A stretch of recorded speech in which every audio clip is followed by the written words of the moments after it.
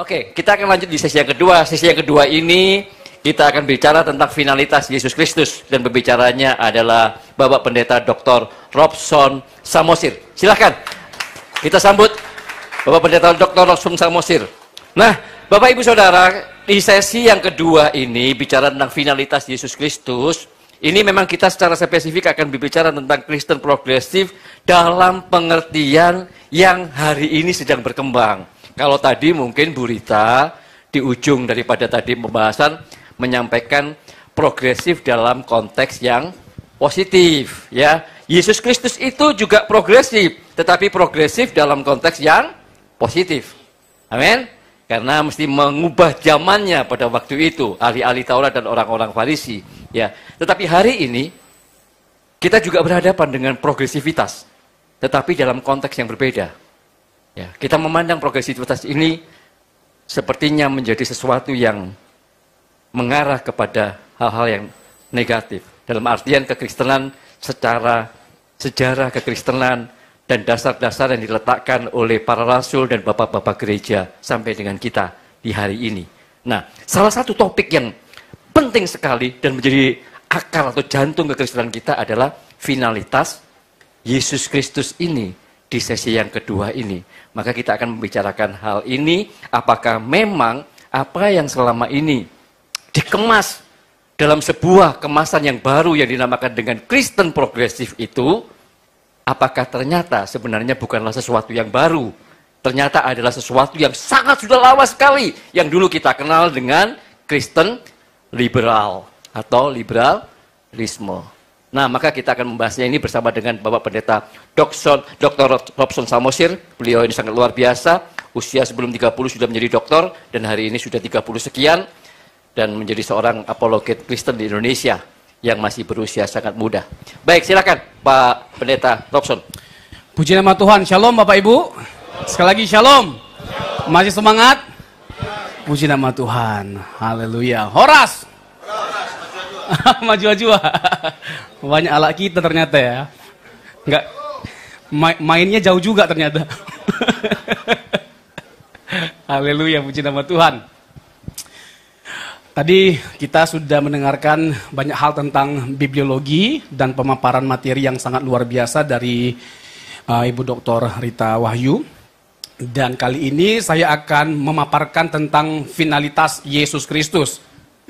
Sebelumnya saya mengucapkan banyak terima kasih kepada Bapak Errol dan Ibu Erika yang memfasilitasi seminar ini dengan begitu luar biasa. Dan juga Bapak Ketua PGPI yang telah memilih kami untuk mempercakapkan sesuatu yang menurut saya bukan hanya penting tapi urgent sifatnya. Supaya kita dapat melakukan bagian kita sebagai hamba Tuhan, sebagai pendeta, bahkan sebagai apologet dalam kita mengencounter ajaran-ajaran yang kita anggap menyimpang, bahkan berbahaya. Kalaupun tadi Bu Rita menekankan satu hal yang menurut saya penting untuk digarisbawahi, kita jangan terburu-buru anti terhadap sesuatu yang baru. Ya, jadi kita perlu lihat, cermati baik-baik, apakah ada sesuatu yang baik atau sesuatu yang positif dari Kristen progresif. Ternyata ketika kita bercermin dengan Tuhan Yesus juga adalah seorang yang progresif. Tapi dalam konteks apa dulu? Nah, itu dia yang jadi catatannya. Nah, kalau saya ini langsung vulgar sifatnya dari sejak awal. Saya harus menyatakan terkait dengan doktrinal yang dipaparkan, diyakini oleh Kristen progresif ini sesuatu yang berbeda dari Kristen historis atau Kristen ortodoks.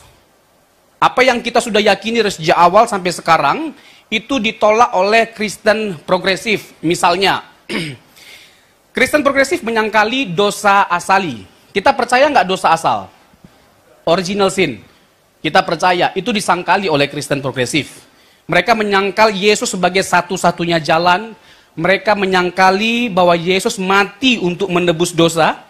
Mereka menyangkali bahwa neraka itu ada, karena itu bertolak belakang dengan karakter Allah sebagai yang maha kasih.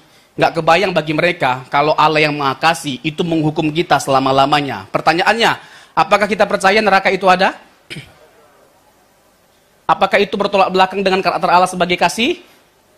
Nah, ini kan mantap jawabannya kan. Ada, tidak. Tapi kalau Kristen progresif jelas mantap juga jawabannya, tidak percaya. Lalu mereka menolak keyakinan kita bahwa Alkitab itu bersifat ineransi tanpa salah. Tapi penekanan mereka itu sangat luar biasa, terlalu jauh gitu loh. Tadi kan ada ditanya apa yang diyakini oleh Kristen progresif terkait dengan Alkitab. Misalnya mereka itu menertawakan ketika kita masih percaya bahwa story tentang Adam dan Musa itu benar-benar real. Mereka menertawakan, hari gini masih percaya. Nah, sementara kita percaya bahwa cerita tentang Adam dan Musa itu benar-benar real. Dan itu dikutip dalam perjanjian baru oleh Tuhan Yesus atau para rasul dalam setiap tulisan mereka. Mereka juga menekankan bahwa yang paling penting adalah kasih. Yang paling penting itu adalah kasih. Janganlah jadi orang Kristen yang suka menghakimi, tapi jadilah orang Kristen yang hidup dalam kasih. Keren nggak? Keren? Keren nggak? Keren kali, ya kan? Oh iya. Tapi esensi kekristenan itu bicara tentang karya Yesus. Karena sebaik apapun kita, kalau Yesus tidak mati, kita semua pasti binasa. Hanya korban Yesus Kristus yang bisa menyelamatkan setiap kita. Ini ortodoks sifatnya. Jadi dalam hal doktrinal dari awal saya udah tegaskan, ya, kekristenan progresif kita tolak, itu bukan Kristen. Karena menentang apa yang kita yakini dari sejak awal. Silakan saja sebenarnya mereka buat agama baru, entah apa namanya, Kristen kak, Kristin kak, Kristun kak, silakan, Pak. Asalkan jangan Kristen. Karena apa? Karena kekristenan itu dibangun di atas dasar pengakuan bahwa Yesus itu adalah Tuhan. Yesus itu adalah Allah. Dia adalah juru selamat satu-satunya. Orang yang mengingkari hal ini, dia bukan lagi Kristen. Setuju nggak? Setuju nggak? Dan ini dasar kekristenan. Ini dasar kekristenan banget. Ini mayor dan fundamental sifatnya. Dalam kekristenan kita mengakui ada minor, ada mayor. Betul nggak? Kalau di gereja boleh tepuk tangan atau nggak tepuk tangan itu minor, bah. Mau dibaptis tenggelam, perci, itu minor, bah. Ya kan, ada yang pakai bendera, ada yang pakai pasir, silakan beda-beda, nggak jadi masalah, bah. Itu minor, bah. Nggak usah kita ribut gitu loh. Kami yang benar Pentakosta tenggelam. Ya kan, apa itu Pentakosta dicelup, kayak kecelup. Apa itu dipercik, kayak percik-percik bunga. Nggak usah kita ributkan yang begitu-begitu, minor sifatnya. Tetapi ketika Yesus disangkali sebagai satu-satunya juru selamat, orang Kristen nggak bisa diam. Nggak boleh diam, kita harus bersuara. Yang mengerikan adalah ketika orang nggak tahu tentang kekristenan dikasih panggung, panggungnya besar pula lagi. Nggak mewakili kekristenan, akhirnya kekristenan rusak. Seakan-akan kita nggak punya dasar atau argumentasi yang kuat dalam hal meyakini apa yang kita yakini. Padahal kita punya dasar keyakinan, argumentasi yang kuat sekali. Masalah orang mau terima atau enggak, itu masalah ke-36. Amin. Tapi kalau kita percaya Yesus itu bangkit dari kematian, kita punya alasan. Nanti saya bisa sebutkan berbagai macam argumentasi yang meyakinkan, baik secara teologis, filosofis maupun historis, bahwa Yesus benar-benar bangkit dari kematian. Bahkan jantung dari kekristenan terletak pada satu peristiwa. Peristiwa apa? Kebangkitan Yesus Kristus, the resurrection of Jesus Christ. Tanpa kebangkitan Yesus tidak ada kekristenan. Tanpa kebangkitan Yesus tidak ada gereja. Tanpa kebangkitan Yesus, lebih-lebih lagi, tidak ada kehidupan di balik kematian. Nah, boleh berikan tepuk tangan, jangan tanggung-tanggung dong. Memang inilah enaknya kalau kita seminar di gereja Pentakosta. Antusiasnya itu luar biasa. 1 Korintus 15 ayat 3-8, Paulus memberikan satu argumentasi yang kuat sekali, sistematis, dan sangat meyakinkan tentang Yesus yang bangkit. Paulus banyak berbicara tentang salib Kristus dan kebangkitan Yesus. Kenapa? Memang kekristenan itu dibangun di atas dasar peristiwa itu. Ya kan? Nah, saya akan banyak bicara tentang hal itu, Bapak Ibu. Nah, Kristen progresif ini adalah kumpulan dari berbagai macam ajaran yang pernah ada dan sudah ditolak atau ditentang dalam sejarah gereja. Dan tidak ada yang baru sebenarnya di dalam Kristen progresif. Nggak ada yang baru. Apa yang baru dalam Kristen progresif? Alkitab ditolak. Sebagai firman Allah, sudah banyak. Ya kan? Penuh kontradiksi, penuh kesalahan. Sudah ada nggak sebelumnya? Banyak. Ya kan? Yesus ditolak sebagai satu-satunya juru selamat. Sudah ada.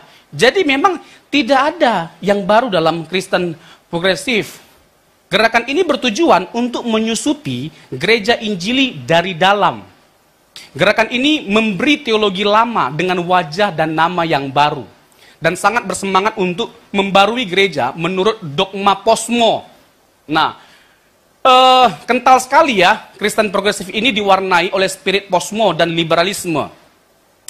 Dalam spirit posmo itu ada 3 yang menjadi ciri utama. There is no absolute truth. There is no absolute certainty. There is no absolute meaning. Tidak ada kebenaran yang bersifat mutlak. Tidak ada kepastian yang mutlak. Tidak ada tujuan yang mutlak. Sementara bagi kita orang Kristen, kebenaran itu harus mutlak. Kalau tidak mutlak, ya jangan diyakini. Itu bukan kebenaran namanya. Dan bagi kita, puncak dari kebenaran yang mutlak itu adalah Yesus Kristus. Dan tidak ada yang lebih absolut selain Yesus Kristus ketika dia berkata, I am the way, the truth, and the life. No one come to the Father except by me. Agak-agak bahasa Inggris sedikit ya, biar kelihatan keren. Meskipun udah 3 bulan saya hafal ini. Akulah jalan kebenaran dan hidup. Tidak seorang pun yang sampai kepada Allah Bapa kalau tidak melalui aku. Itu adalah satu kebenaran yang absolut yang tidak pernah kita temukan kata seperti itu di kitab suci manapun. Oleh tokoh manapun dari setiap agama. Nggak pernah kita temukan klaim seperti itu. Jadi bagi kita kebenaran itu haruslah bersifat absolut. Tidak bisa direlatifkan. Dan tujuan kita mutlak enggak? Karena Yesus telah mati bagi setiap kita. Ada nggak kepastian akan keselamatan kita? Ada nggak kepastian akan keselamatan kita? Tapi bukan pada memandang diri kita, tapi dengan memandang Yesus Kristus. Ya kan, oleh kasih karunia Tuhan. Makanya saya senang sekali dengan proklamasi dari Bapak Reformator Martin Luther, sola fide, sola scriptura, sola gratia, sola ria. Itu restoran. Itu restoran. Solus Christus, soli Deo, gloria. Kemuliaan hanya bagi Tuhan. Yang setuju katakan amin. Ya kan, jangan sampai tegang-tegang amat lah Bapak Ibu.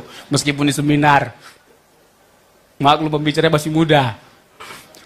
Gerakan Kristen progresif berusaha menyesuaikan kekristenan pada suasana posmo yang sekarang mendominasi budaya. Intinya, posmo menolak anggapan bahwa kebenaran mutlak bisa dikenal.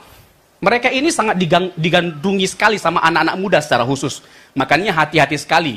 Gereja pendeta harus benar-benar serius menangani anak-anak mudanya. Apalagi kalau ada anak-anak muda yang kritis. Jangan jawabannya ketika ada yang kritis bertanya, berdoa saja. Berlutut Jo. Ngana ini memang, kita kok ngomong pangana. Nggak bisa begitu kuat jawabnya. Orang Manado katakan amin. Oh, ada Manado ternyata juga. Iya kan? Nggak bisa begitu. Jangan hanya sekedar percaya saja. Tetapi kita harus memberikan argumentasi yang kuat dan bisa diterima. Kekristenan tidak anti terhadap logika. Yang setuju katakan amin. Karena Alkitab yang menganjurkan untuk kita mengasihi Tuhan bukan hanya dengan segenap hati, segenap jiwa, kekuatan, tapi akal budi. Jangan bilang begini, ini nggak boleh kita seperti ini dulu Pak Pendeta ya, apa-apa saya sedikit pakai otak. Setelah saya percaya Yesus saya nggak pakai otak, nggak bisa. Pak. Kita harus pakai otak, amin. Mengasihi Tuhan itu harus pakai otak. Kalau nggak hancur kita gereja ini, apa-apa kita terima, nggak bisa. Kekristenan itu punya warna. Untuk itu semua hal yang tidak sesuai dengan warna Kristen harus kita tolak. Dan tegas kita menolaknya. Yang setuju katakan amin. Ini kan agak mulai serius ini. Bukan emosi, frustasi.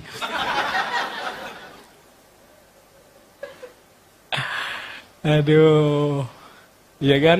Anak-anak muda. Ini kan merupakan orang-orang yang produktif. Dan menjadi penerus dari gereja. Kekristenan progresif adalah agama yang sama sekali berbeda. Dan saya menyarankan untuk kita tidak menyebut mereka Kristen. Karena menolak Yesus sebagai satu-satunya juru selamat. Karena menolak ya bahwa Yesus itu mati untuk menebus dosa. Ini adalah berita utama dari Injil. Ini adalah tujuan utama dari Yesus datang ke dunia untuk menyelamatkan setiap kita. Yang siapapun tidak bisa melakukan karya itu. Hanya Yesus. Persoalan mengapa dia satu-satunya juru selamat? Karena tidak ada yang bisa memenuhi kualifikasi menjadi seorang juru selamat selain Yesus Kristus. Hanya Yesus. Kalau secara filosofis dipersoalkan, kan Tuhan itu maha kuasa. Masa dia nggak bisa menyediakan banyak jalan keselamatan? Oh, kita mengakui nggak Allah itu maha kuasa? Tapi justru kemahakuasaan Allah itu dinyatakan dengan menyediakan satu jalan. Justru itu yang bisa diterima secara filosofis. Karena apa? Misalnya di Indonesia ada 6 agama. Ke-6 agama ini punya konsep yang berbeda-beda tentang Tuhan. Punya konsep yang berbeda-beda tentang keselamatan. Nah, kalau kita mengakui Allah itu menyiapkan banyak jalan, berarti Allah berkontradiksi dengan dirinya. Menentang dirinya sendiri. Kepada yang satu, keselamatan lewat perbuatan. Kepada yang satu, melalui Yesus Kristus. Kepada yang lain, beda lagi. Kan aneh. Allah mempertentangkan dirinya sendiri. Jadi kalau bicara tentang kekristenan, bukan hanya sekedar secara teologis bisa dipertanggungjawabkan, tapi juga secara logika. Makanya kita tidak anti terhadap logika, tapi logika kita harus tunduk terhadap otoritas Alkitab. Logika kita harus tunduk terhadap otoritas Alkitab. Cocokkanlah pikiran kita pada Alkitab, jangan cocokkan Alkitab pada pikiran kita. Sekali lagi, cocokkanlah pikiran kita pada Alkitab, jangan cocokkan Alkitab pada pikiran kita. Itu namanya eisegesis. Kita memaksakan maksud Alkitab itu, padahal Alkitab itu nggak seperti itu maksudnya. Itu namanya eisegesis. Jadi, apa yang disuguhkan oleh Kristen progresif? Yesus yang berbeda, Injil yang berbeda, Spirit atau Roh yang berbeda. 2 Korintus pasal yang ke-11, ayat 3 dan 4. Kalau bisa ditayangkan ayatnya, dipersilahkan. Materinya sudah dibagikan kepada Bapak Ibu ya. Ada kurang lebih 20 halaman. Dan saya nggak mungkin bisa menjelaskan semuanya dalam waktu 1 jam. Yang ada Bapak Ibu puas, saya lemas. Nggak mungkin. Ya. Jadi, saya jelaskan bagian-bagian yang penting. Ya Bapak ya. Bagian-bagian yang penting. Dan untuk selanjutnya Bapak Ibu bisa lihat detail-detailnya di materi yang sudah dibagikan. Nah, jadi saya akan mulai dengan pembahasan yang pertama, Yesus tersalib untuk menebus dosa manusia. Saya itu ada 2 judul ya Bapak Ibu ya. 2 judul, dikasih sama yang paling muda itu 2. Karena pasti semangat. Memang saya semangat sekali. Ya kan, haleluya. Ini kan api Pentekostal lagi menghinggap. Nah, Yesus tersalib untuk menebus dosa manusia. Ini Bapak Ibu saya paparkan dulu ya, apa yang diyakini oleh Kristen progresif. Apa yang mereka yakini supaya kita ini nggak asal menolak gitu loh. Ketika kita menolak ada argumentasinya. Apa yang mereka yakini harus kita ketahui terlebih dahulu. Supaya nggak sembarangan kita ngomong orang lain sesat itu sesat. Ya kan, padahal belum kita dengarkan dia ngomong, belum ngomong dia sesat, nggak boleh. Ya kasih ruang bagi mereka, kita cari berbagai macam literatur mereka, baru kita memberikan tanggapan. Nah ini yang mereka yakini terkait dengan Yesus tersalib. Itu untuk apa? Pemahaman kaum progresif tentang salib adalah Yesus dibunuh oleh orang banyak yang marah karena Yesus berbicara kebenaran kepada yang berkuasa. Kepada yang berkuasa, Allah tidak membutuhkan pengorbanan Yesus. Allah tidak membutuhkan pengorbanan Yesus, tetapi mengizinkannya demi memberi contoh pengampunan untuk kita semua teladani. Jadi hanya dalam konteks supaya ada teladan. Yesus ketika disalibkan, ada tetap sesuatu yang baik yang dia tunjukkan. Dia berkata, ampunilah mereka. Karena mereka tidak tahu apa yang mereka perbuat. Ya kan, imam besar, ya kan, dengan mulutnya mengatakan, Allah orang lain dia selamatkan. Dirinya sendiri tidak dia selamatkan. Turun dari salib, baru kami percaya. Untung saya bukan Tuhan Yesus. Kalau saya Tuhan Yesus, lihat mulut begini, saya turun, pak, terus saya naik lagi ke atas. Untung saya bukan Tuhan Yesus. Kalau saya Tuhan Yesus, kita bukan masuk Taman Eden, Taman Lawang. Jadi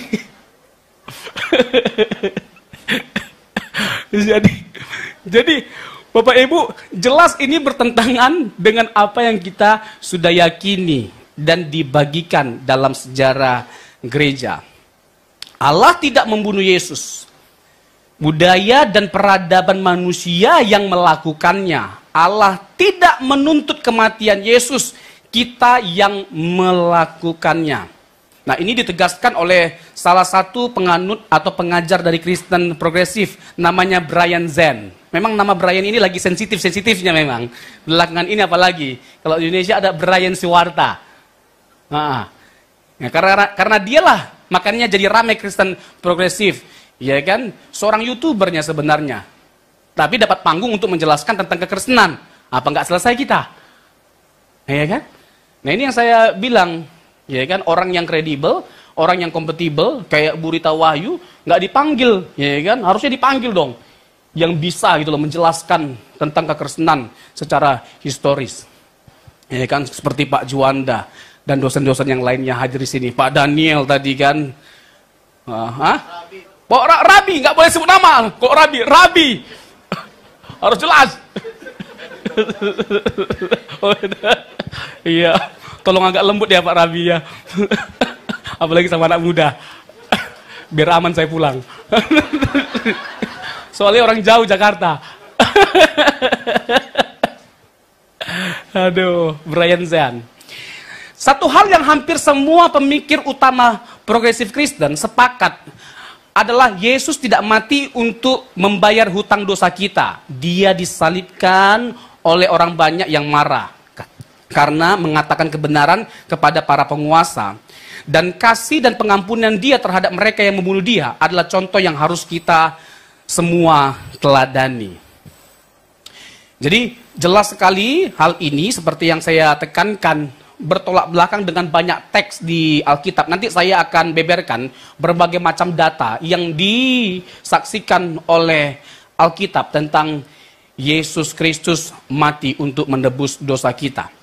Lalu Brian Zahnd mengatakan demikian, salib bukan gambaran pembayaran.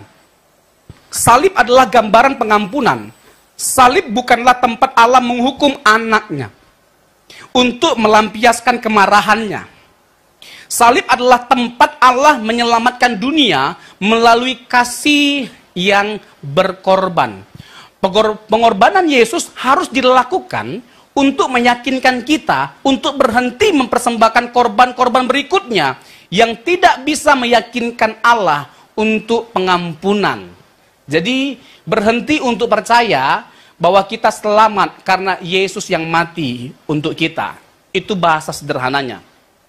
Nah, saya lanjutkan lagi terkait dengan tokoh-tokoh ya Kristen progresif yang saya bilang tadi. Sebelum kita memberikan argumentasi, adalah lebih baik Bapak Ibu untuk kita melihat dan mengetahui argumentasi mereka. Supaya kita punya keyakinan yang kuat ya dalam menolak mereka gitu loh. Bahwa mereka itu bukan Kristen sebenarnya. Ya kan? Dan kita nggak terima kalau mereka itu menamakan diri mereka Kristen. Karena hal yang paling fundamental yang ditolak masalahnya. Itu dia. Nah, Brian McLaren menawarkan cara lain untuk memahami perjamuan Tuhan. Pada inti pemahaman sebenarnya bukanlah keharusan. Tidak ada yang diperlukan untuk memuaskan Allah yang bermusuhan. Karena melalui Kristus, Allah telah menyatakan dirinya pada dasarnya murah hati dan baik. Berusaha mencari pendamaian, bukannya bermusuhan dan membalas dendam, atau perlu dipuaskan. Jadi, Allah tidak pernah murka, sehingga tidak dibutuhkan yang namanya pemuasan terhadap Allah. Sementara kan yang kita yakini apa? Karena manusia telah jatuh dalam dosa, manusia di bawah murka Allah, dan tidak ada sesuatu apapun yang bisa meredam murka Allah selain pengorbanan dari Tuhan kita Yesus Kristus. Perjanjian Lama banyak mengisahkan ya tentang media yang akan dipakai oleh Allah. Ya, media yang akan dipakai oleh Allah dalam menebus setiap kita. Misalnya dalam perjanjian lama, itu banyak sekali korban yang dipersembahkan. Itu semua hanya gambar atau bayang-bayang yang merujuk kepada Yesus Kristus. Misalnya, 1 Yohanes 1 ayat 29, lihatlah anak domba Allah yang menghapus dosa dunia. Jadi kalau kita melihat Alkitab, sangat eksplisit ya. Lalu ada Steve Chalk berkata demikian, substitusi penal sama dengan kejahatan terhadap bapa yang pendendam menghukum anaknya atas kesalahan yang tidak pernah dia lakukan. Bagaimana mungkin Yesus dihukum padahal dia nggak pernah salah? Jadi nggak masuk akal ini ajaran orang Kristen ini.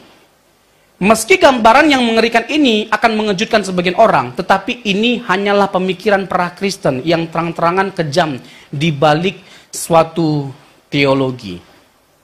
Jadi bagi mereka, ya, Allah akan menyelamatkan kita dengan mempersembahkan korban. Itu karang-karangan orang Yahudi.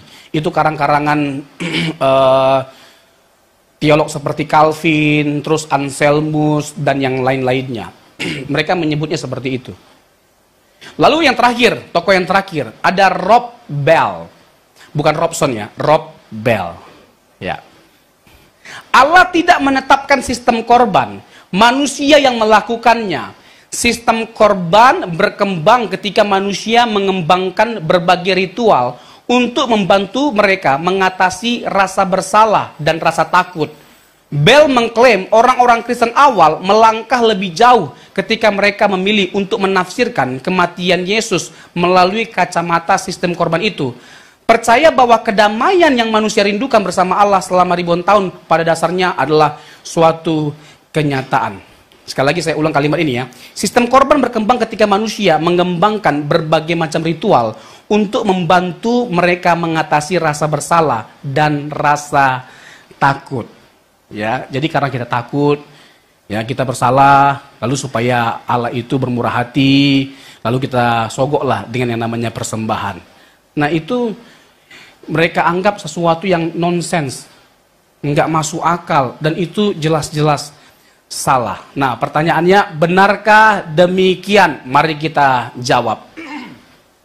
Tentu Bapak Ibu kita mulai dengan keyakinan bahwa Tuhan menciptakan segala sesuatunya itu baik adanya. Kejadian 1 ayat 31. Semua yang Tuhan ciptakan itu baik adanya. Kejadian 2 itu bicara tentang apa? Larangan untuk tidak memakan buah itu. Jangan makan buah itu. Pada waktu kamu makannya, kamu mati. Yang tadi disinggung sama Ibu Rita. Satu pertentangan yang sangat tinggi. Pada waktu kamu makannya, kamu mati. Tapi seandainya Bapak Ibu ya, Adam dan Hawa itu orang Batak atau orang Manado, nggak jatuh dalam dosa kita. Karena bukan buahnya yang dimakan, ularnya yang dimakan. Ularnya yang dimakan. Jadi tambul. campur tua. Sayangnya Adam dan Hawa bukan orang Batak ya. Ya kan? Enak itu kan. Ular menggoda, enak itu makan aja buahnya. Dalam otak orang Batak kan, kamu yang enak. Kamu yang enak. Jadi kejadian 2 itu bicara tentang larangan untuk tidak memakan buah itu. Kejadian 3 bicara tentang apa? Kejatuhan manusia dalam dosa dan inisiatif Allah dalam menyelamatkan setiap kita. Agama mengajarkan manusia mencari Allah, tapi kekristenan mengajarkan sesuatu yang sama sekali berbeda. Allah yang mencari manusia. Allah yang pertama berinisiatif untuk mencari dan menyelamatkan manusia yang telah terhilang. Lalu menarik ya Bapak Ibu ya. Kejadian 3 ayat yang ke-15 bahwa keturunan perempuan itu akan menginjak rem, betul. Menginjak apa? Kepala ular. Menginjak kepala ular. Nah, kita tahu Bapak Ibu, ini sesuatu yang sangat menarik sekali. Itu satu istilah yang diciptakan oleh tokoh yang bernama Irenaeus dari abad ke-2. Namanya Proto-Evangelium, ayat penginjilan yang pertama sekali. Allah memproklamasikan janji keselamatan untuk pertama kalinya. Nah, adalah lebih baik untuk kita teliti konteks kejadian 3 itu secara komprehensif atau secara detail. Jadi, menariknya di mana? Disinilah kita mulai menaruh dasar pijakan bahwa Allah akan menyelamatkan kita dengan menghadirkan seorang juru selamat. Seorang penebus dosa yang akan menebus setiap kita, yaitu Yesus Kristus. Kejadian 3 ayat 7 itu bicara tentang apa? Kan waktu manusia pertama kali jatuh dalam dosa, manusia pertama kali menyadari dirinya telanjang, lalu membuat pakaian dari cawat pohon. Iya, jengkol, betul. Pohon ara. Dari pohon ara. Nah, menariknya di ayat 21 Tuhan membuat pakaian lain dari kulit binatang. Binatang yang tidak bersalah dikorbankan. Ini melambangkan siapa? Yesus Kristus. Dia bersalah nggak? Dia berdosa enggak? Menjawab Kristen progresif enggak? Menjawab enggak? Menjawab. Binatang yang enggak bersalah. Nah, menariknya di mana? Itu bukan hanya sekedar sebagai sebuah pakaian tambahan yang Tuhan buat, yang Tuhan kasih. Tapi itu sebuah tindakan simbolik yang merujuk kepada Yesus Kristus. Itu gambaran yang merujuk kepada Yesus Kristus. Yang tadi saya bilang, Yohanes 1 ayat 29. Lihatlah anak domba Allah yang menghapus dosa dunia. Bahkan ketika Abraham mempersembahkan anaknya yang tunggal. Ya kan? Mempersembahkan anak yang tunggal. Dimulai pemanggilan Abraham di Kejadian pasal yang ke-12. Lalu nanti Tuhan menjanjikan di pasal 18, 17 dan 18 bahwa dia akan punya anak. Dari siapa? Dari siapa? Dari Sarah atau Hagar? Tapi Sarah percaya nggak? So ketawa dia. Aku punya anak sudah setua ini. Ya kan? Itu bukan mati pucuk lagi, mati semuanya. Umur 90 tahun, Bah. Ini kan udah akhirnya punya anak, Tuhan minta dikorbankan Ishaknya. Dalam hati Abraham, aduh Tuhan, jangan anakku, istriku aja Tuhan. Habis ya kan, Sarah ada aja. Sarah ada aja ya kan. Dia suruh untuk Abraham mendatangi Hagar. Ya, Bapak Ibu udah ngerti lah yang saya kan, mendatangi. Mendatangi. Ya kan, datangi. Karena waktu itu mandul itu sesuatu aib gitu loh, sesuatu yang memalukan, dan dia tidak mau direndahkan hanya karena nggak punya anak. Makanya Abraham disuruh, udah pergi aja ke Hagar. Akhirnya dia punya anak, namanya Ismail, ya kan? Nah, pertanyaan yang krusialnya begini, siapa yang pada akhirnya dipersembahkan, Isa atau Ismail? Isa atau Ismail? Enggak dong, domba dong Bapak Ibu. Itu memang susahnya kalau berdebat sama teolog. Ada aja jawabannya. Tapi kalau kita merunut kepada historis, ya data historis, yang dipersembahkan Isa atau Ismail? Ishak. Ishak. Kalau ada ayatnya, boleh ditampilkan. Ini sesuatu yang sangat mengagumkan sekali. Kalau bisa ditampilkan ayatnya. Tapi kalau enggak, juga enggak masalah. Nah, itu dalam konteks kekristenan, itu bukan masalah utama. Siapa yang dipersembahkan, Isa atau Ismail? Bagi kita no debate. Karena teksnya jelas. Kejadian pasal 22, ayat 2 kalau saya tidak salah. Korbankanlah, bawalah anakmu. Persembahkanlah anakmu. Yakni siapa? Ada nggak di teks itu? Ada, jelas. Jadi dalam konteks kekristenan, nggak ada ruang bagi kita untuk meragukan bahwa yang dipersembahkan itu bukan Ismail, tapi Ishak. Karena anak... Ya, boleh tepuk tangan. Iya. Bapak yang belakang ini pendukung saya ini. Kalau bisa Pak duduk di depan. Biar lebih semangat lagi saya, Pak. Biar lebih semangat lagi saya, Pak. Sampai di mana tadi? Nah, jadi yang dipersembahkan itu Isa, no debate gitu loh. Nah, yang anak terjanji berdasarkan Kejadian pasal yang ke-17 itu Ishak. Kan dia sempat begini, aduh seandainya setelah Tuhan kasih tahu bahwa dia akan punya anak dari Sarah, aduh seandainya ya Ismail ini panjang umur, hidupnya lama. Enggak loh Ferguson, bukan anakmu Ismail, anakmu dari Sarah, Pak. Itu teksnya jelas. Jadi anak terjanji itu bukan Ismail tapi Ishak. Nah, kalau Kejadian 22 yang dibawa itu, yang disuruh bawa itu Ishak. Nah, menariknya begini. Menariknya, ada ucapan profetik dari Abraham, dari Kejadian pasal 22, ayat yang ke-13. Nah, saya agak berdiri sedikit ya. Ini kan gaya orang Pentakosta ya kan, semangat ya kan. Ini dia, ayat 13. Lalu Abraham menoleh dan melihat seekor domba jantan di belakangnya, yang tanduknya tersangkut dalam belukar. Abraham mengambil domba itu lalu mengorbankannya sebagai korban bakaran pengganti anaknya. Jadi pada akhirnya, yang dikorbankan itu bukanlah Ishak, tapi domba. Ayat selanjutnya. Ayat 14.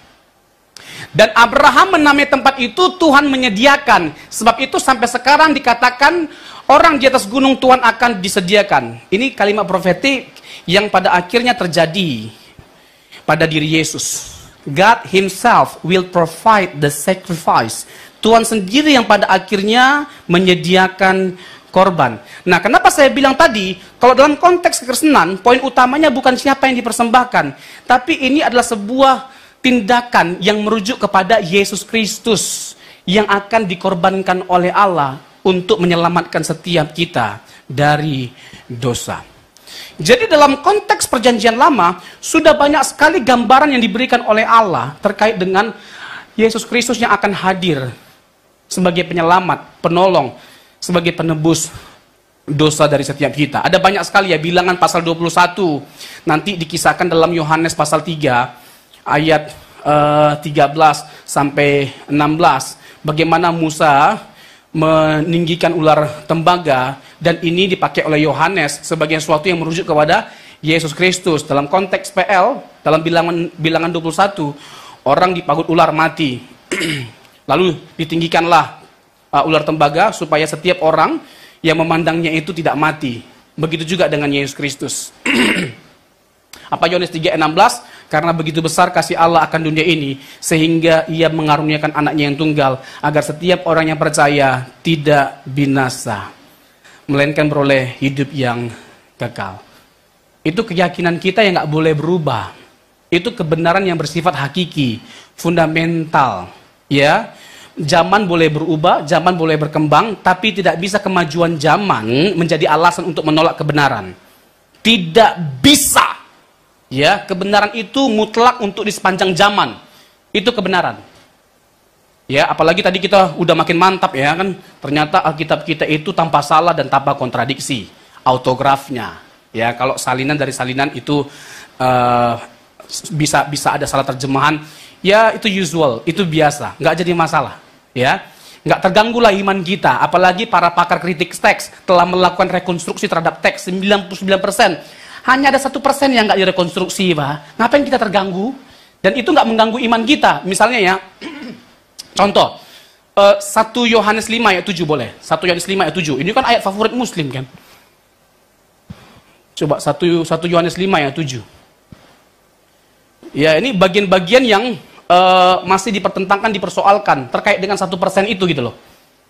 Sebab ada 3 yang memberi kesaksian di dalam sorga, Bapa, Firman, dan Roh Kudus. Dan ketiganya adalah 1. Ini kan dibuat dalam tanda kurung, artinya masih dalam konteks perdebatan, apakah ini ada di autograf atau tidak. Lalu dianggap bahwa dengan ini masih dipertentangkan, berarti doktrin Tritunggal itu nggak benar adanya. Loh, begini loh, ada nggak ada ayat ini nggak mempengaruhi keyakinan kita akan Allah Tritunggal. Karena dasar dan data dari kebenaran Allah Tritunggal itu banyak kali. Bukan hanya banyak kali. Bertaburan, bahkan ada yang jauh lebih kuat daripada ayat ini. Yang bisa kita pergunakan sebagai dasar untuk membuktikan bahwa Allah itu Tritunggal adanya. Yang setuju katakan amin. Contoh. Yohanes 15 ayat 26. Yohanes 15 ayat 26. Jikalau penghibur yang akan kuutus dari Bapa datang, yaitu Roh kebenaran yang keluar dari Bapa, ia akan bersaksi tentang aku. Ada 3 pribadi enggak? Ada 3 pribadi enggak? Jelas ada kan? Nah, kalau kita melihat kepada peristiwa waktu Yesus dibaptis, ya, Matius pasal yang ke-3, itu kan jelas kan?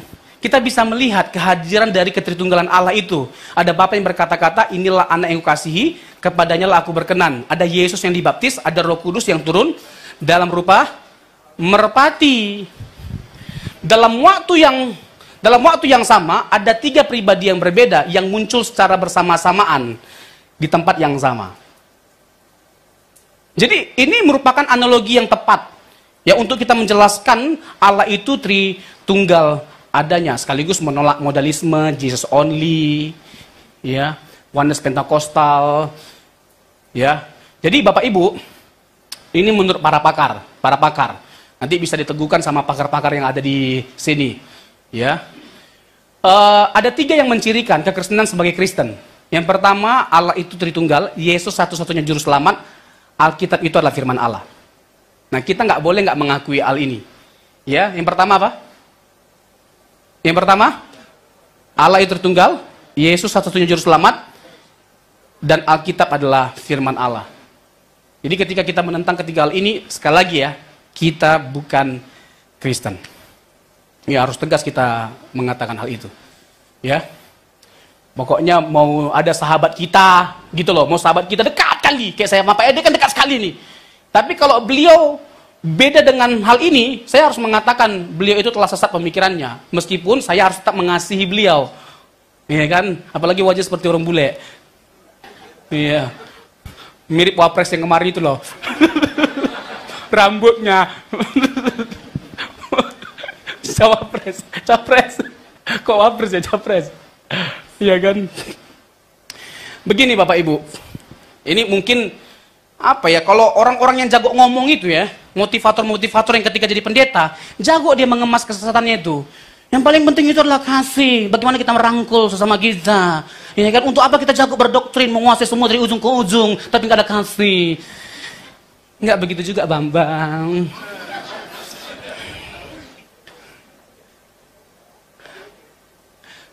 Bapak Ibu, orangnya tetap dikasihi. Halo, orangnya tetap dikasih, orang tetap dirangkul. Nggak boleh kita jadi membenci orang hanya karena berbeda pemikirannya. Tapi pemikiran yang sama sekali berbeda harus tetap ditolak. 2 tambah 2 sampai kapanpun dan dimanapun tetap 4. Nggak bisa karena abang adik, adiknya bilang 2 tambah 2 5, ya adik aku nggak apa-apa 5 aja, nggak apa-apa. 5. Ya, nanti berantem dia sama ibu gurunya karena kata abang aku 2 tambah 2 5 ibu guru. Mau apa ibu guru? Mau berantem kita? Selesai. Nggak bisa, ajarkan dia kebenaran. 2 tambah 2 adalah 4. Sampai kapanpun dan dimanapun Yesus tetap Tuhan. Yesus tetap Allah. Berikan tepuk tangan bagi Tuhan kita. Matius pasal yang ke-16. Ya kan?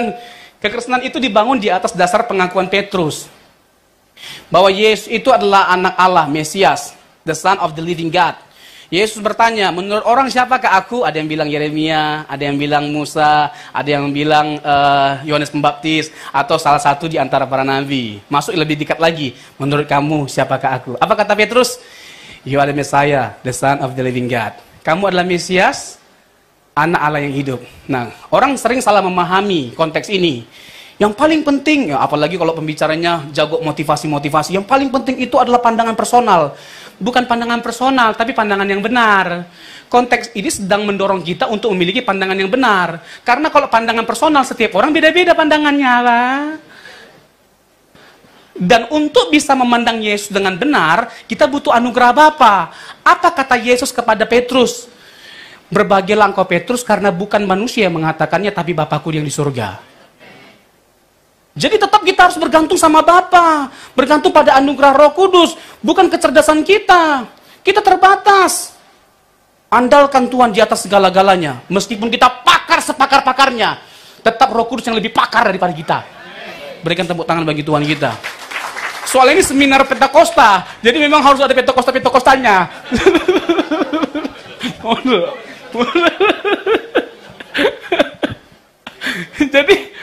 Jadi kekristenan dibangun di atas pengakuan itu bahwa Yesus itu adalah Mesias, anak Allah yang hidup.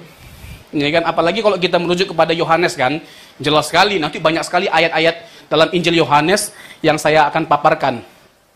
Nanti Pak Ede, kalau 20 menit sebelum berakhir kasih tahu Pak Ede ya. Ini kurang 15 menit malah. Oh, ngeri kali, cepat kali.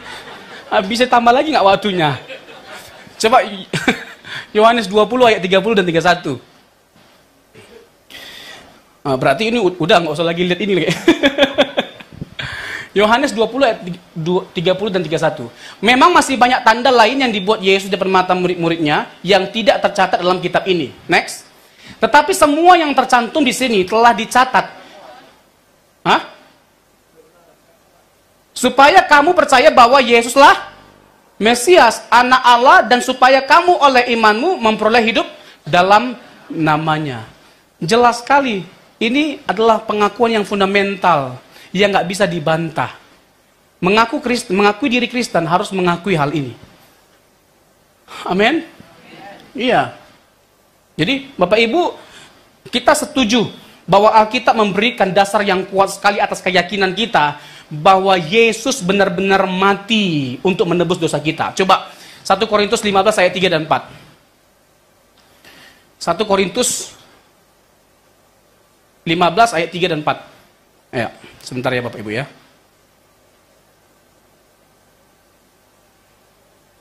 Dikatakan demikian. Sebab yang sangat penting telah kusampaikan kepadamu, yaitu apa yang telah kuterima sendiri ialah bahwa Kristus telah mati karena apa? Karena apa? Dosa-dosa kita. Jadi bukan supaya untuk memberikan model pengampunan, tapi pertama-tama untuk mendebus dosa-dosa kita. Kita tahu kok bahwa Tuhan Yesus itu bisa diteladani dalam segala hal. Tapi kalau kita bicara tentang kekristenan, bicara tentang Yesus Kristus, kita harus pertama-tama bicara tentang karya Yesus yang menyelamatkan. Ini poin utama, jangan dikaburkan. Gitu loh. Kalau bicara tentang kasih, oh luar biasa kasih Yesus, sempurna kasihnya. Itu nggak kita ragukan sama sekali. Tapi sekali lagi, kalau kita bicara tentang karya Kristus, harus bicara tentang keselamatan. Ini yang membedakan kekristenan dengan agama-agama yang lain. Keselamatan itu dihadirkan oleh Yesus Kristus lewat kematian dan kebangkitannya. Meskipun kita dicemooh karena keyakinan kita. Percaya Yesus itu Allah. Ya kan? Tapi Allah nggak bisa mati. Berarti Yesus bukan Allah karena dia mati. Oh, boleh juga logikanya gitu loh. Tapi kan begini Ferguson, kan ada ayatnya. Ya kan? Yohanes 1 ayat 14. Bahwa Logos itu menjadi firman, sang egeneto. Ya kan, menjadi daging. Kan ada ayatnya, Filipi 2 ayat 6 sampai 8, yang walaupun dalam rupa Allah tidak menganggap kesetaraannya dengan Bapa sebagai milik yang harus dipertahankan, melainkan mengosongkan dirinya, mengambil rupa seorang hamba. Yesus memposisikan dirinya sebagai hamba. Meskipun dia diperlakukan bagaimanapun, dia tetap terima semuanya itu karena dia tahu dia adalah hamba. Dicemooh, dia terima enggak? Dihenati, diterima enggak? Karena dia hamba. Ya kan, keset. Kalau tahu keset ya, kan ada tulisan welcome. Ya kan, jadi kita harus seperti keset yang walaupun diperlakukan tidak baik, difitnah, tetap welcome. Haleluya. Yang setuju katakan amin. Ya kan, mantap kali memang. Kok hilang ayatnya? Yaitu apa yang telah kuterima sendiri ialah bahwa Kristus telah mati karena dosa-dosa kita. Eksplisit. Ya kan, jangan direduksi kebenaran firman Tuhan, apalagi yang jelas-jelas eksplisit ada kalimatnya untuk menebus dosa-dosa kita. Coba Roma 5 ayat 9. Ini saya buka banyak ayat dulu deh. Ya, untuk menunjukkan bahwa keyakinan kita itu didukung banyak sekali teks-teks Alkitab. Lebih-lebih karena kita sekarang telah dibenarkan oleh darahnya, kita pasti akan diselamatkan dari murka Allah. Jadi Bapak Ibu, Paulus itu banyak bicara tentang karya salib Kristus. Karena keselamatan itu datang dari Yesus yang tersalib. Misalnya 1 Korintus pasal yang pertama ya, pasal yang ke-1. Nanti Bapak Ibu silakan baca di rumah, ayat 20, 21 dan seterusnya. Bagi orang Yunani, salib itu adalah kebodohan. Bagi orang Yahudi, sebagai sebuah batu sandungan. Tapi tidak bagi kita. Salib itu adalah hikmat dan kekuatan Allah. Kenapa salib itu adalah hikmat dan kekuatan Allah? Karena kemenangan, kehidupan, dan keselamatan itu datang dari Yesus yang tersalib. Datang dari Yesus yang tersalib. Makanya Paulus bilang begini, dalam 1 Korintus pasal yang kedua, ayat yang kedua, aku telah memutuskan untuk tidak mengetahui apa-apa di antara kamu selain Yesus yang tersalib. Selain Yesus yang tersalib. Clear. Ya kan? Nanti di Markus pasal yang ke-10 ayat 45 coba. Markus yang ke-10 ayat yang ke-45. Ini teks-teks yang menurut saya sangat umum dipakai untuk menjelaskan tentang Yesus yang mati untuk menebus dosa-dosa kita. Markus pasal yang ke-10 ayat yang ke-45. Karena anak manusia juga datang bukan untuk dilayani, melainkan untuk melayani dan untuk memberikan nyawanya menjadi tebusan bagi banyak orang. Jadi Yesus mati untuk menebus dosa-dosa kita. Ini karena waktunya terbatas, saya langsung masuk ke poin yang kedua. Yesus satu-satunya juru selamat. Yesus bukan salah satu dari juru selamat, tapi satu-satunya juru selamat. Allah Maha Kuasa, yes. Lalu kenapa jalan cuma satu? Justru itu menunjukkan kemahakuasaan Tuhan. Persoalannya adalah mengapa Yesus satu-satunya juru selamat? Karena hanya Yesus yang bisa memenuhi kualifikasi sebagai seorang juru selamat. Manusia telah jatuh ke dalam dosa. Yang bisa menyelamatkan kita hanyalah Allah. Kalau Yesus bukan Allah, tidak mungkin dia bisa mengerjakan karya keselamatan. Amin. Amin. Itu clear. Ya, itu jelas. Nama Yesus menunjukkan identitas dan karyanya. Yesus berasal dari nama Ibrani Yosua, yang berarti Tuhan adalah keselamatan. Kristus artinya yang diurapi. Jadi Yesus Kristus adalah juru selamat yang diurapi. Memang dari sejak awal sudah diperkenalkan oleh malaikat, misalnya Matius pasal yang pertama ayat 21, bahwa Yesus itu adalah juru selamat. Dan masih banyak lagi teks-teks yang lainnya yang menekankan bahwa Yesus itu adalah satu-satunya juru selamat. Oke, begini Bapak Ibu, karena waktunya terbatas. Singkat saja saya jelaskan. Alkitab bahkan Tuhan Yesus sendiri mengarahkan kita untuk selamat dengan percaya kepada satu pribadi. Alkitab mengarahkan kita, bahkan Yesus mengarahkan kita untuk selamat dengan cara percaya kepada Dia. Dia nggak membuka ruang lain untuk kita selamat selain dengan percaya kepada Dia. Jadi eksklusif sekali sifatnya keselamatan itu hanya melalui Yesus. Ada nggak keselamatan di luar Yesus? Tidak ada. Kenapa? Karena memang hanya Yesus yang bisa mengerjakan keselamatan itu. Nah, saya sebutkan ayat-ayat yang umum yang biasanya dipakai. Misalnya, Kisah Rasul 4 ayat 12. Dan keselamatan tidak ada di dalam siapapun juga selain di dalam Dia. Contoh lagi, 1 Timotius 5, 2 ayat 5, sorry. Boleh dibuka ayatnya. 1 Timotius 5, 2 ayat 5 dan 6. Karena Allah itu Esa, dan Esa pula Dia yang menjadi pengantara antara Allah dan manusia, yaitu manusia Kristus Yesus. Jadi tidak ada yang lain yang telah menyerahkan dirinya sebagai tebusan bagi semua manusia itu. Itu kesaksian pada waktu yang ditentukan. Jadi memang dari sejak kekal Allah sudah menentukan Yesus untuk menyelamatkan setiap kita. Bapak Ibu, keselamatan itu bukan ujuk-ujuk direncanakan oleh Allah ketika manusia jatuh. Itu dalam kekalan sudah direncanakan oleh Allah. Galatia 4 ayat 4. Galatia 4 ayat 4. Tetapi setelah genap waktunya, maka Allah mengutus anaknya yang lahir dari seorang perempuan dan takluk kepada hukum Taurat. Galatia 3 ayat 16. Galatia 3 ayat 16. Adapun kepada Abraham diucapkan segala janji itu, dan kepada keturunannya tidak dikatakan kepada keturunan-keturunannya, seolah-olah dimaksudkan banyak orang, tetapi hanya satu orang.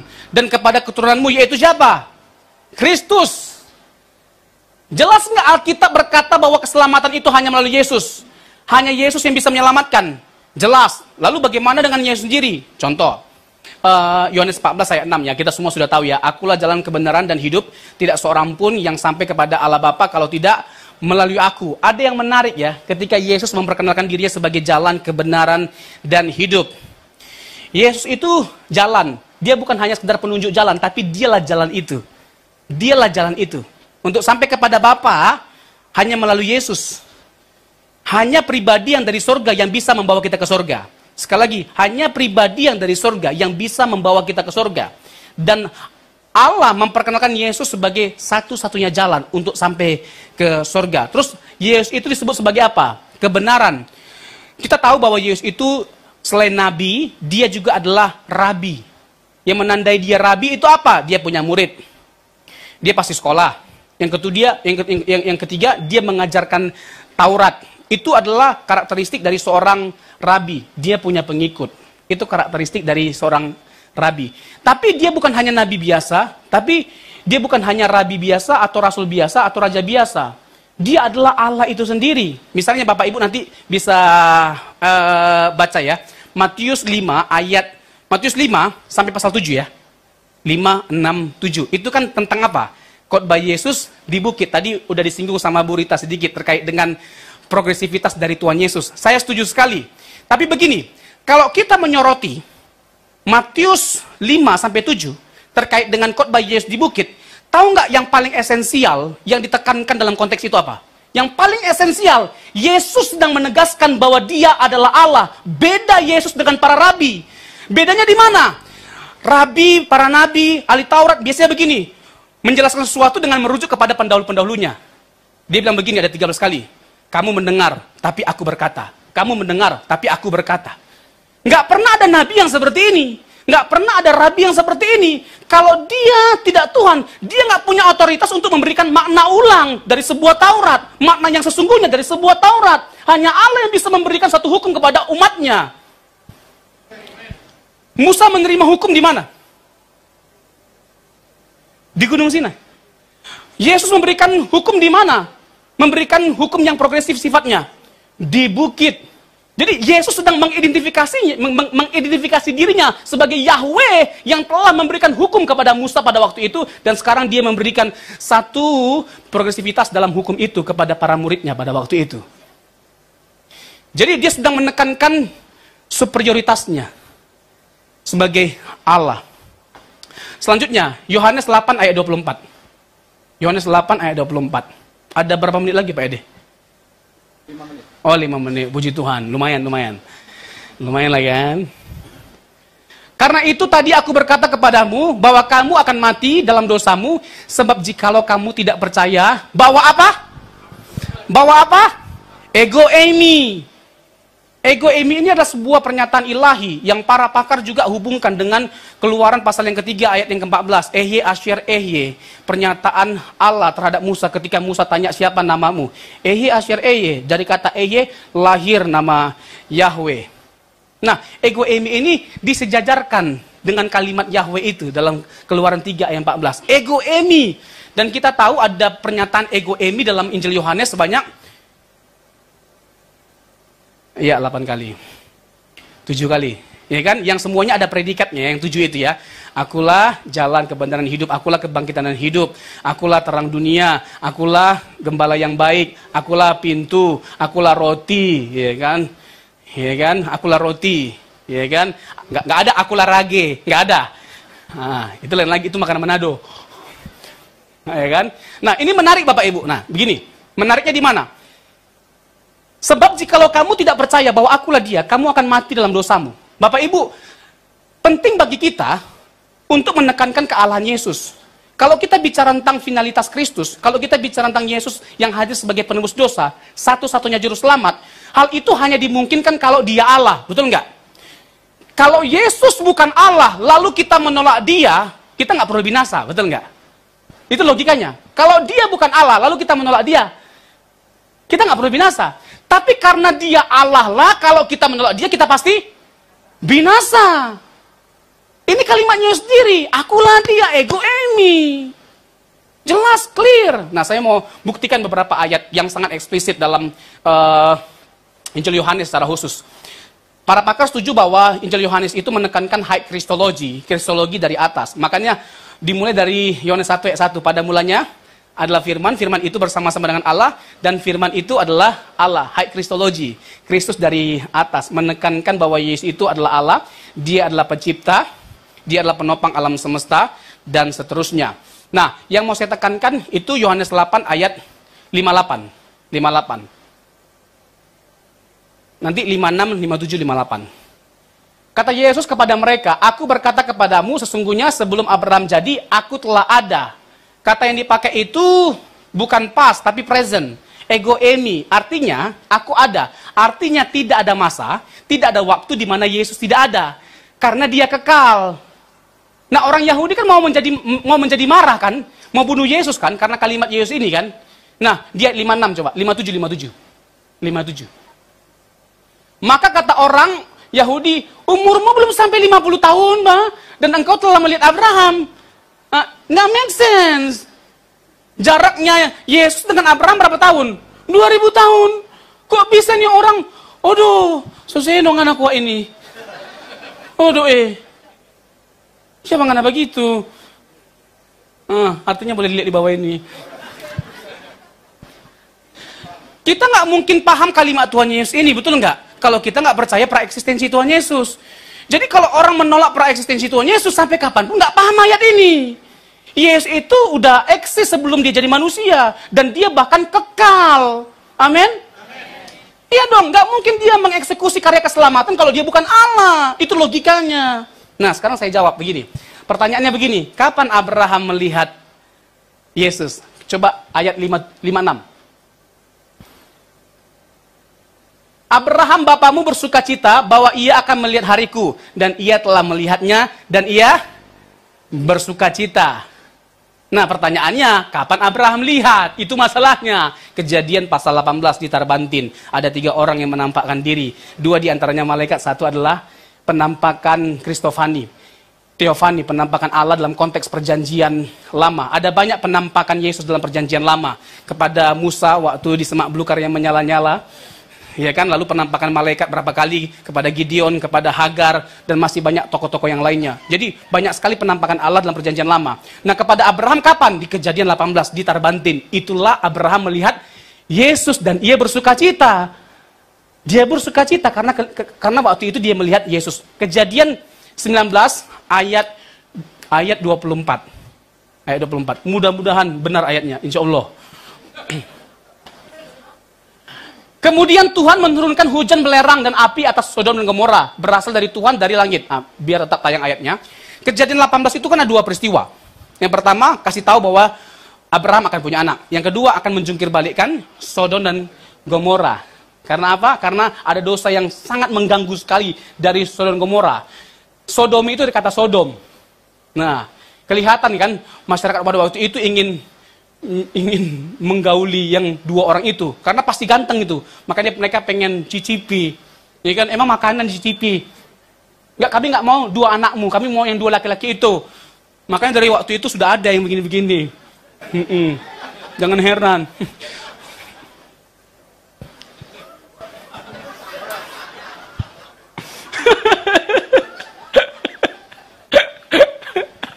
Ya kan, bagi Kristen sudah jelas lah, ya kan, LGBT itu harus ditolak, orangnya kita kasihi, Bapak Ibu, amin? Iya, udah, karena Tuhan itu ciptakan Adam dan Hawa, bukan Adam dan Saibul. Ada aja apa? Nah, kemudian Tuhan, ini Tuhan dari atas, Yahweh dari atas, ya kan, menurunkan hujan belerang dan api atas Sodom dan Gomora, berasal dari Tuhan di bumi. Waktu Yesus menampakkan diri kepada Abraham, dia bukan hanya sekedar kurios atau Tuhan biasa, tapi dia adalah Yahweh itu sendiri. Nama Yahweh juga melekat pada diri Yesus. Dia juga Yahweh. Amin. Ini teksnya. Jelas. Masih ada waktu lagi, Pak? Habis ya? Ya Allah. Udah. Oke. Udah. Terakhir, Pak. Terakhir kesimpulan, Pak. Ini dikasih kan, Pak? Iya, kesimpulan. Nah, kalau nggak dikasih pulang saya, Pak. Haleluya. Kristen progresif tidak bisa digolongkan sebagai Kristen sejati karena telah melenceng dari keyakinan utama.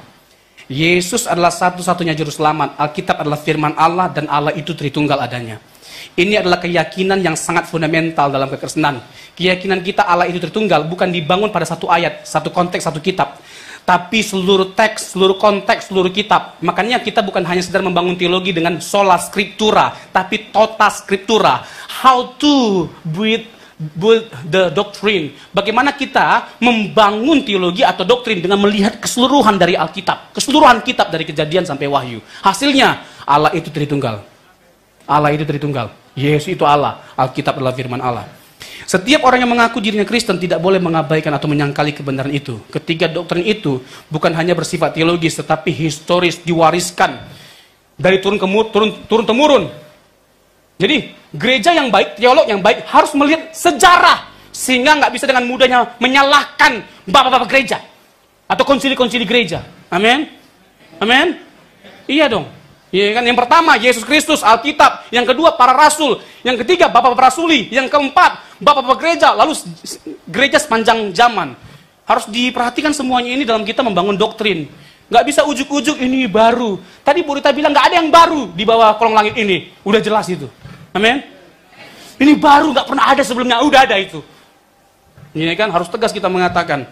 Kristen progresif telah meyakini dan mengajarkan Yesus yang palsu dan Injil yang palsu. Ini adalah suatu yang sangat berbahaya dan gereja haruslah bersikap tegas terhadap yang namanya kesesatan. Yesus sendiri kok. Ya, kita harus punya spirit Yesus dan spirit para rasul dalam hal menyikapi ajaran sesat. Nggak bisa adem ayem. Ajarannya harus ditolak karena bukan hanya sekedar membawa orang pada kesesatan, tapi kebinasaan. Waspadalah terhadap kesesatan, kata Tuhan Yesus. Matius 24 ayat 4. Dalam Matius pasal 18 ayat 7, penyesatan itu memang harus ada, tapi celakalah orang yang mengadakannya.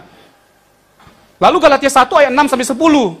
Ngeri loh bahasa Paulus. Anatema, anatema ayat 9 dan ayat 8 dan 9. Jadi waktu itu ternyata ada orang Yahudi yang menjadi Kristen mengajarkan sesuatu yang lain dari apa yang diajarkan oleh para rasul. Kan solus Kristus, cukup hanya Kristus. Bagi orang Yahudi jadi Kristen, nggak cukup hanya percaya Yesus untuk selamat. Kamu harus disunat, kamu harus melakukan hukum Taurat, kamu harus melestarikan tradisi Yahudi. Oh, marah Paulus. Anatema, anatema. Terkutuklah dia. Ini Paulus yang ngomong. Terus bagaimana kita orang Kristen hari-hari ini adem ayem dengan melihat orang-orang sesat ngomong sebebas-bebasnya tentang kekristenan padahal salah, nggak sesuai dengan Alkitab. Nggak bisa dong, harus bersuara kita. Amin. Iya, jangan disalibkan, Pak.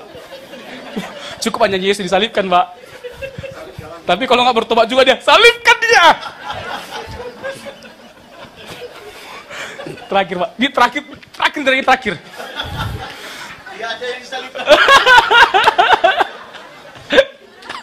Orang Kristen progresif menganggap mereka sedang menggambarkan Allah yang lebih toleran melalui menyangkali penebusan yang menggantikan dari Yesus.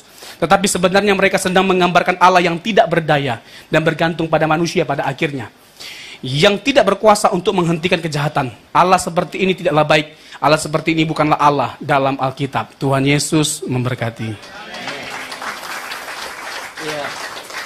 Iya. Oke, ini waktunya untuk kita berdiskusi. Waktunya cuma tinggal 20 menit, maksimal 30 menit. Kalau enggak nanti kita kelaparan ya, Bapak Ibu, terlalu siang nanti makan siang. Iya, akan saya batasin satu sesinya dua orang, masing-masing hanya 2 pertanyaan saja. Silakan Pak Ruben Sitorus.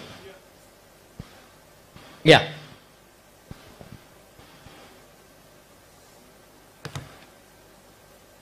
Terima kasih, perkenalkan nama saya Pendeta Ruben Sitorus dari Sinode GPT, Gereja Pentakosta Tabernakel. Terima kasih untuk pemaparannya dari Bapak Robson yang sangat luar biasa.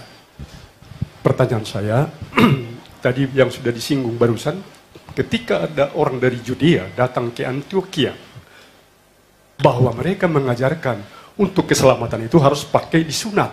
Seperti tadi barusan yang cuplik sama.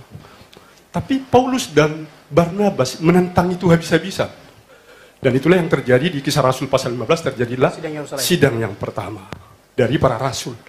Jadi sistematis dalam hal pengabaran Injil ini, kira-kira bagaimana yang terbaik.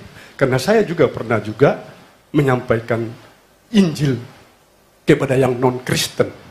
Tetapi mereka membentengi dirinya dengan berkata, dengan kokoh, membentengi dirinya, agamamu, ya agamamu. Agamaku, artinya tidak mau diganggu.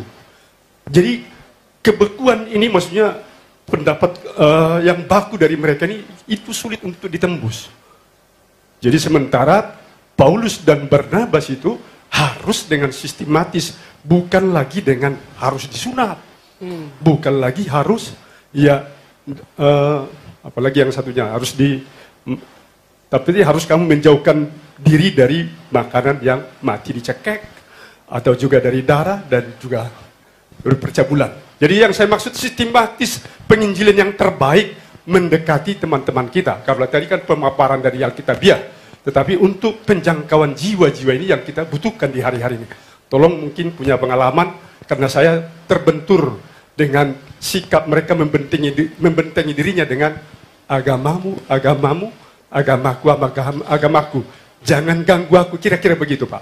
Terima kasih, Tuhan memberkati. Terima kasih Pak Pendeta Ruben Sitorus.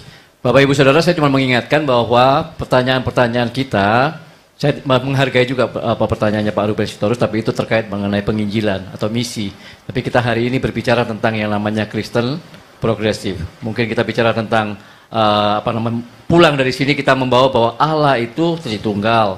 Yesus Kristus satu-satunya juru selamat, dan juru selamat kita itu adalah Allah sendiri, dan kemudian Alkitab itu adalah firman Allah yang tidak tergoyahkan. Ini 3 poin yang mestinya harus kita coba kalau ada pertanyaan-pertanyaan dari Bapak Ibu Saudara. Semoga itu ya. Oke, silakan.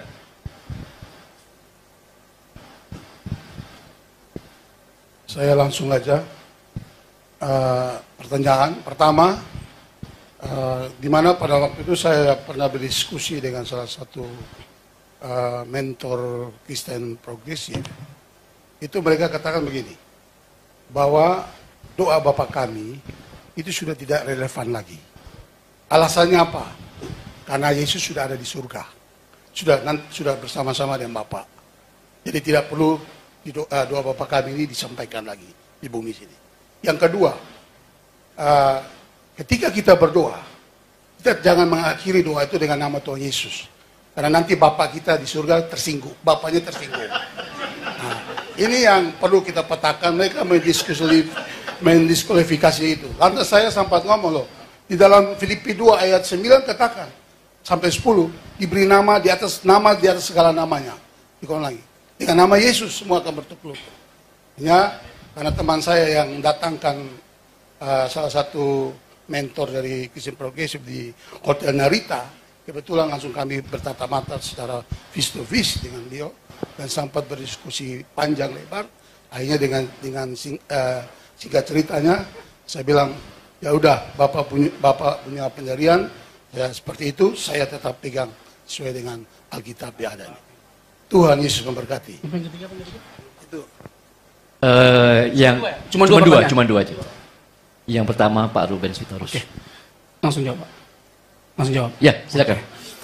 Nah, kirain ya kan, ada kompensasi. Makan dulu. Oke, Amang Sitorus, pertanyaannya bagus sekali. Agamamu, agamaku. Bapak Ibu, toleransi itu harus nggak? Harus, tapi kompromi jangan. Itu dua hal yang berbeda. Kita nggak bisa demi bertoleransi lalu kompromi.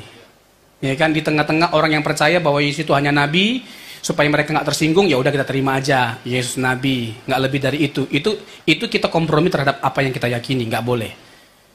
Jadi kekristenan itu percaya bahwa Yesus itu adalah Tuhan, satu-satunya jalan. Sampai kapanpun keyakinan ini harus kita tegaskan dan kita suarakan. Isi Injil itu ini, Pak. Injil itu nggak punya makna kalau bukan ini isinya.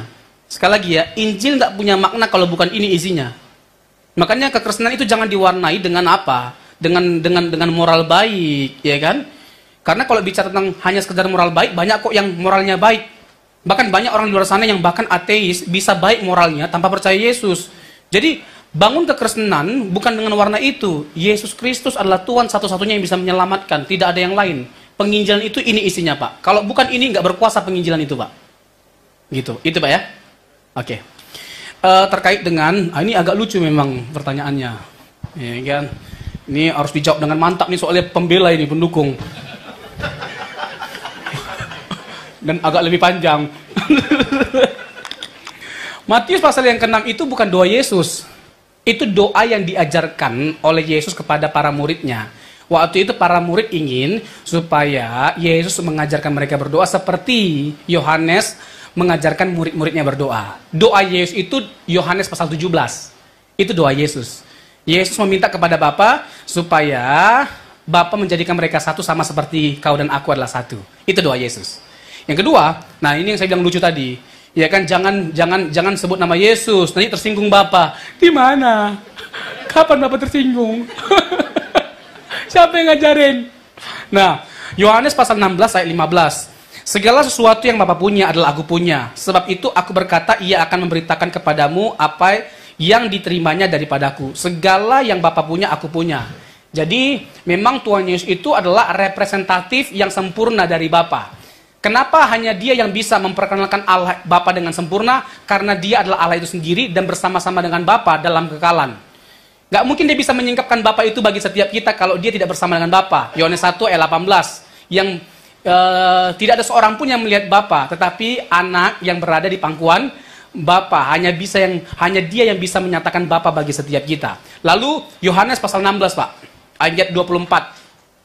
Sampai sekarang kamu belum meminta sesuatu pun dalam namaku. Mintalah, maka kamu akan menerima, supaya penuhlah sukacitamu. Jadi Yesus sendiri yang meminta supaya kita berdoa dalam namanya. Ini ada ayatnya, Pak. Kalau tadi tidak ada ayatnya.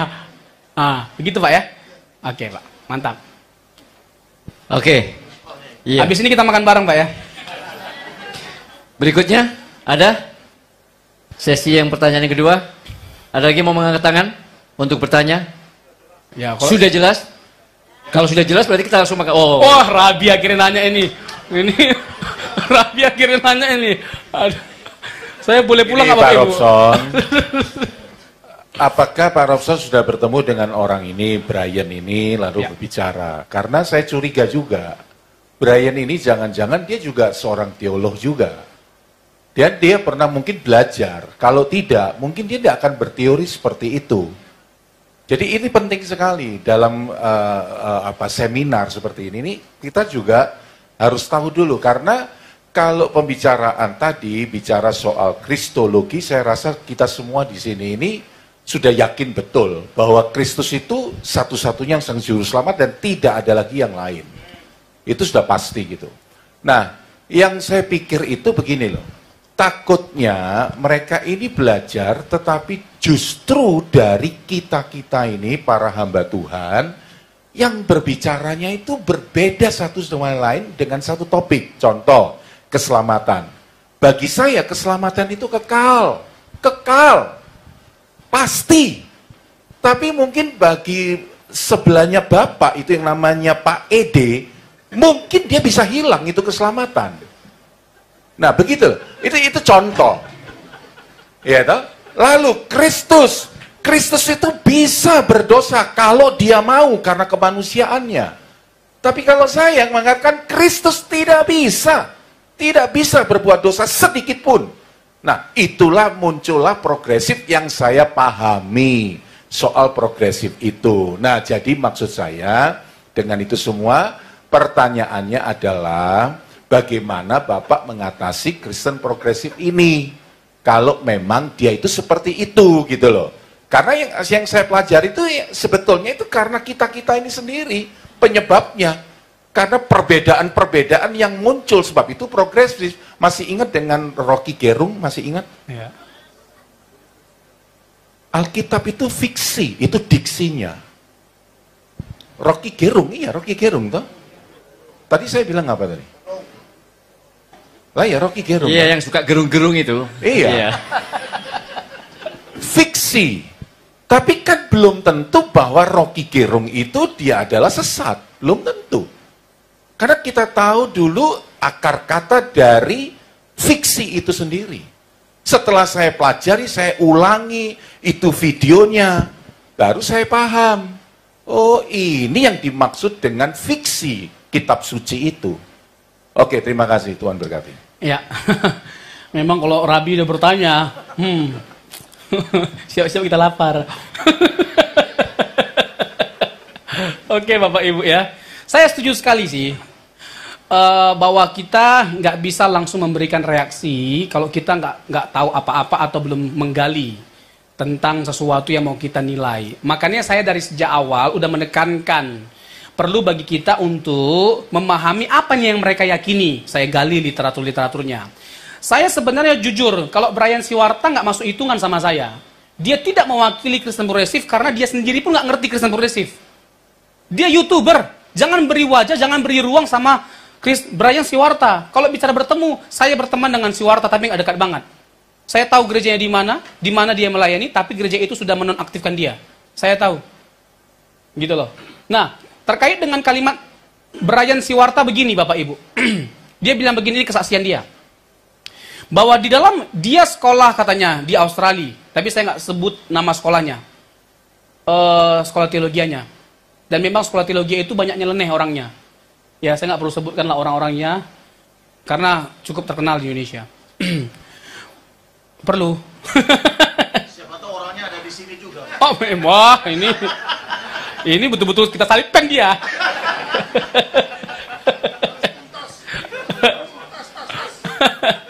Jadi dia bilang begini, waktu dia belajar, guru dia itu ngomong begini. Dalam Kristen itu ada 8 jenis keselamatan, tapi dia nggak terangkan mengenai itu. Lalu dia bertanya sama dosennya, lalu mana yang benar? Lalu dosennya bilang begini, nggak penting apa yang benar menurut saya, yang penting benar menurut kamu. Ini benih-benih liberalisme. Kebenaran itu Alkitab yang menjadi tolak ukurnya, bukan kita. Ya karena apa? Karena kita ini yang pertama udah dirusak oleh dosa. Yang kedua, kita ini terbatas. Dan setiap orang itu punya cara pandang yang berbeda-beda. Yang benar itu bukan kita yang jadi patokan Alkitab. Setiap orang dimanapun dan kapanpun harus berpatokan pada Alkitab. Amin. Alkitab yang menjadi patokan kita, tolak ukur kita, bukan yang lain-lain. Jadi saya pernah ketemu Rabi sama Brian Siwarta, dan saya juga mendengarkan kesaksian dia. Saya juga melihat podcast-podcastnya. Saya anteng dengarkan semua podcast-podcastnya. Dan saya menyimpulkan, makanya dari sejak awal saya bilang kan saya tegas bahwa kita jangan memberi ruang terhadap Kristen progresif. Kalau bisa jangan lagi menyebut dirinya Kristen karena menolak dasar-dasar utama dalam kekristenan. Ya, terus yang kedua, Brian Siwarta nggak tahu apa-apa tentang kekristenan progresif. Nggak tahu dia. Kayak begini misalnya, sempat dia ya dia mengencounter. Siapa bilang ada orang yang nyerang saya nggak percaya Yesus satu-satunya juru selamat. Loh, kalau dia masih bersikeras percaya Yesus satu-satunya juru selamat, dia bukan Kristen progresif. Karena Kristen progresif menentang banget Yesus sebagai satu-satunya juru selamat. Makanya saya bilang dia nggak mewakili. Kalaupun ada satu tokoh dalam Kristen progresif yang meyakini Yesus satu-satunya juru selamat, tapi universal, universalisme pada akhirnya semua orang pada akhirnya selamat karena Yesus yang mati. Itu ada memang. Tapi itu nggak mewakili, dianggap nggak mewakili Kristen progresif. Karena bagi Kristen progresif Allah itu maha kuasa. Karena dia maha kuasa pasti banyak jalan. Itu nafasnya Kristen progresif. Begitu Rabi ya? Ya. Nah, kalau begini Bapak Ibu setujulah, ya kan? Dalam konteks kekristenan itu banyak sekali perdebatan. Dalam sekolah teologi saya juga masuk dalam perdebatan-perdebatan yang disebut Rabi tadi, Rabi Daniel. Dan kita itu bersikeras lah, ya. Tapi bagi saya kita nggak punya titik temu terkait dengan peccability, impeccability, nggak membuat kita masuk neraka, Pak. Hah? Lalu keselamatan bisa hilang, tidak bisa hilang, meyakini salah satu diantaranya nggak buat kita masuk neraka. Betul nggak? Halo? Atau jadi masuk neraka kita hanya karena bilang keselamatan bisa hilang? Kan enggak. Yang penting kita punya nafas yang sama. Yang menyelamatkan kita cuma Yesus. Yesus mati untuk kita semua. Itu nafas kita harus sama, tidak boleh berbeda. Ya, itu harga mati dan tidak boleh berubah. Tuhan Yesus memberkati. Thank you, Prof. Iya. Ya kan? Yesus satu-satunya juru selamat dan dia adalah Allah yang menyelamatkan, itu ya. Dan bukan sekedar manusia. Oke. Sesi yang terakhir. 5 menit. Ada satu pertanyaan? Jelas? Diberkati semua? Amin. Oke, puji Tuhan. Lebih ke lapar sih sepertinya. Lebih ke lapar. Ya.